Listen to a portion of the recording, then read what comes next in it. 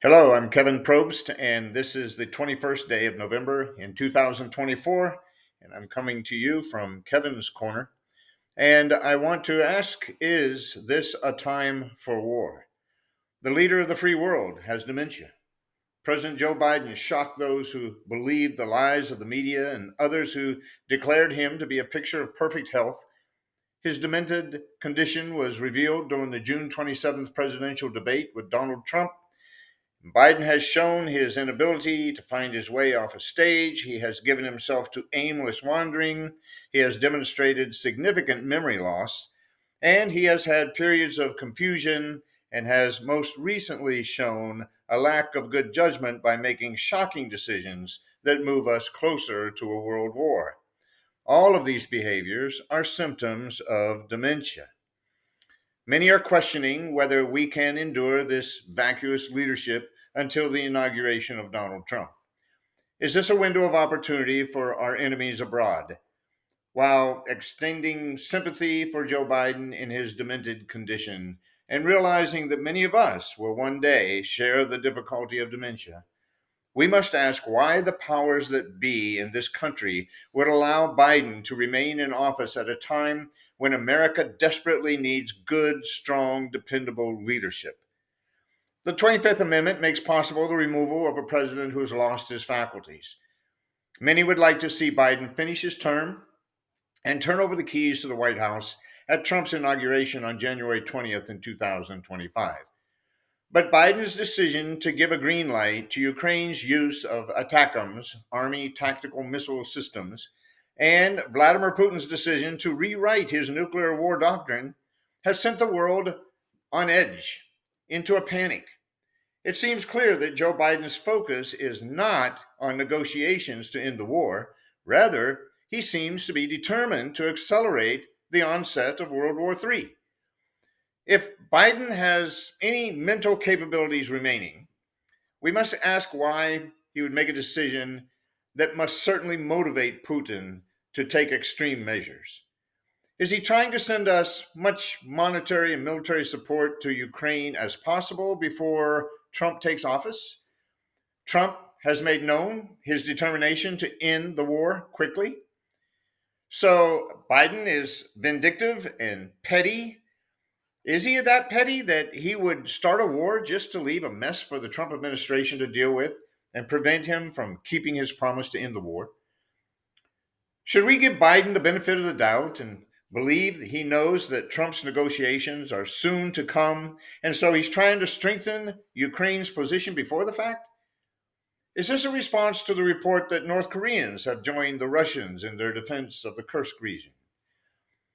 The starting date of any war is never the true starting date recorded in the history books. Ideological war always precedes a hot military war. Separate government entities spread ideas, and these ideas are accepted by one, rejected by another. And someone once said, the seeds of war are sown in the hearts of men long before the first shot is fired. So true. The result of failing to resolve conflicting ideas is often a devastating war. Putin attacked Ukraine because of perceived broken promises by NATO in 1990. Russian President Gorbachev stated that the expansion of the NATO zone is unacceptable.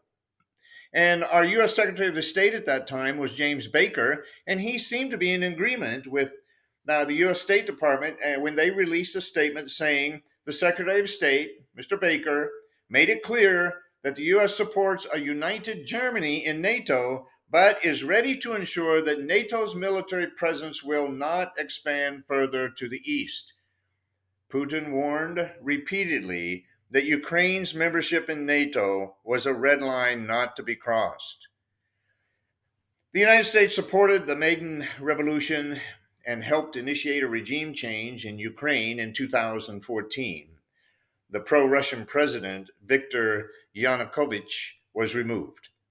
Afterward, there was a coordinated effort to assist Ukraine with intelligence and military equipment and financial support. Responding to the threat of having NATO at his back door, President Putin invaded and annexed Crimea. In February of 2022, Putin attacked a sovereign country of Ukraine. European countries feared a domino effect. After Ukraine, would Putin advance upon Poland and then Sweden, Estonia, etc.? Are the NATO countries justified in fearing Putin's advance? Is Russia justified in fearing NATO's advance? The fact that we seem to be on the brink of World War III may have been avoided and had much more communication been sought and better decisions have been made on both sides. Man's lust for power, money, make war inevitable. War will fill the coffers of the military-industrial complex to full and overflowing. War brings great wealth to the few who are crafty enough or lucky enough to be positioned for great monetary profit. Do any of these care about the lives of our 18-year-old sons and daughters?